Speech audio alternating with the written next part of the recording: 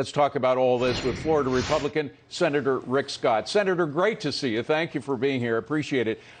You know, when I heard all of the president and all of the people that have been working on Operation Warp Speed talk about how this truly is a miraculous introduction of a vaccine that could cure the world of the pandemic, I hearken back to the words of Joe Biden on the campaign trail saying this president has done nothing to help rid us of the COVID-19 vaccine. I mean, it's just extraordinary how wrong that was.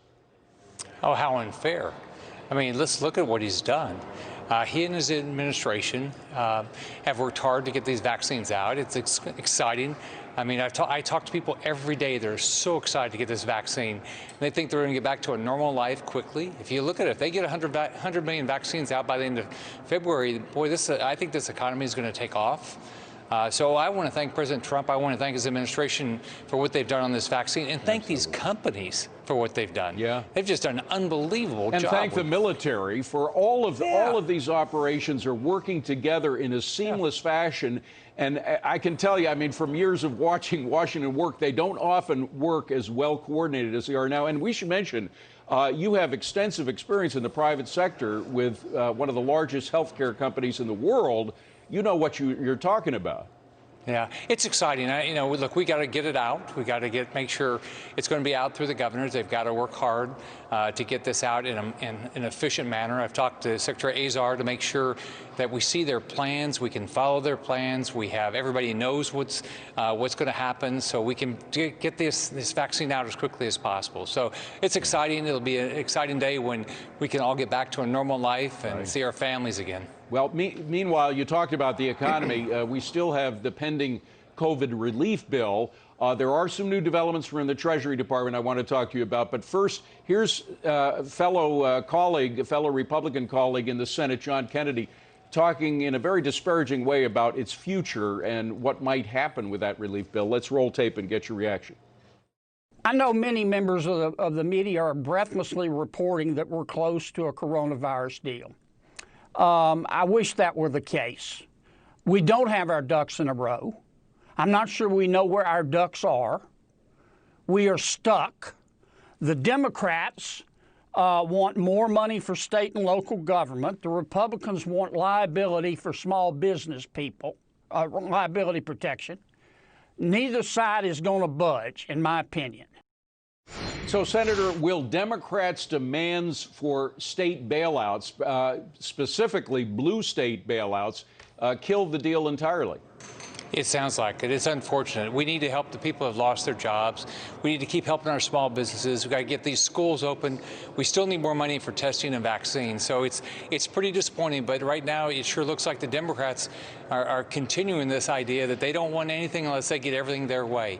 And this idea that we're going to help states pay for bad budgets. Right. I mean, why would a Florida taxpayer pay for the pension plan of Illinois? It just doesn't make any sense. Well, and let's talk about the way they run their state. Illinois, California, New York, they all want bailouts for problems that precede the COVID virus by years. And you run a state that has zero income tax. All those states have state income taxes and when you add in city, it can be double-digit taxes. Can't you give them advice about how to run a state without an income tax? Cuomo and I got elected governor at the exact same time. In the 8 years I was a governor and he was a governor, I mean, he kept raising his taxes, increasing his regulation. They spend in New York almost double per person what Florida spends. In those 8 years, I paid off a third of the state debt. We added 1.7 million jobs. We cut taxes and fees 100 times. Cuomo did just the opposite, and then he wants us to pay for his excesses. It's not the COVID.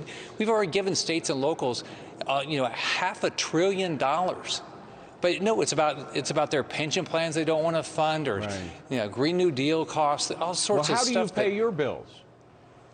Well, in Florida, what we do is we watch our money closely. We don't waste money. Our state's funded by property taxes and sales tax, and we work on growing our jobs, growing our businesses. And guess what? When you do that, your revenues skyrocket. In my 8 years, the revenues went up because more people wanted to move to the state, more businesses came in, more jobs, and we watched how we spent our money. Cuomo, Pritzker, Newsom, Jerry Brown in California, they never did this stuff. They just, oh, you want money? I'll just give you more money, give you more money.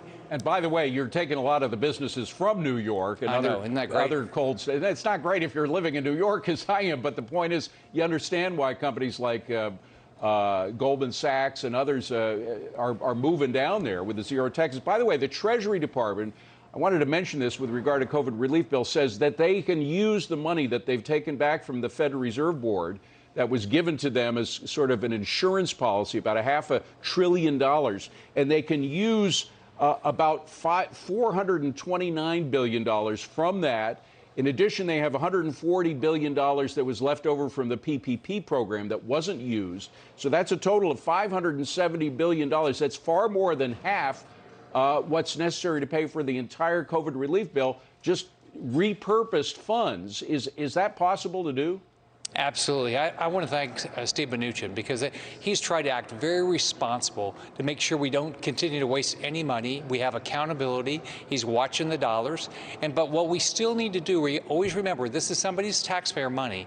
Let's make sure we still do a targeted bill, help the people who have lost their jobs, help our small businesses, get our schools open, testing, vaccine. Those are the things we should do. Don't waste people's money. Senator, on a very different issue, the Senate races in Georgia that are coming up at the beginning of January, are you worried that continuing questions, despite the Supreme Court ruling moments ago, that continuing questions about the vote we just had might keep Republican voters from going out and voting in January in the Senate races? Well, I think I think Republican voters are coming out. I've been in Georgia. I've been campaigning with Kelly Loeffler and David Perdue. The turnout, I think we're going to have a great turnout. People know that we have to make sure we keep a Republican Senate because we know if Chuck Schumer controls it, his plan is to change this country. He wants to pack the Supreme Court, which will infringe on our First and Second Amendments. He wants to get rid of private health care insurance. He wants to ruin the Medicare program because he wants everybody on a government plan. He wants the Green New Deal, which will cost almost 5 times our national economy, our national GDP, and kill our economy. We've got to win these races, and I think we're going to win these races because people know what's at stake. Senator Rick Scott, former governor of Florida, now senator from Florida. Great to see you. Thank you for being here. Nice seeing you again. Best of luck to you. Bye-bye.